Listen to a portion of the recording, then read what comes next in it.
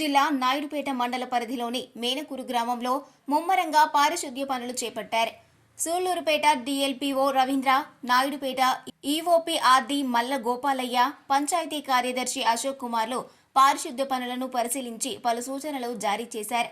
గ్రామాల్లో ఎప్పటికప్పుడు పారిశుద్ధ్య పనులు చేపడుతున్నట్లు వారు తెలియజేశారు. ఈ క్రమంలోనే మండల పరిధిలోని ఆయా గ్రామాల్లో ముమ్మరంగా పారిశుద్ధ్య పనులు చేపట్టడం జరుగుతుందని, వీధుల్లో ఉన్న చెత్తను తొలగించడంతో పాటు బ్లీచింగ్ చల్లించి దోమల నివారణ చర్యలు చేపడుతున్నట్లు తెలిపారు.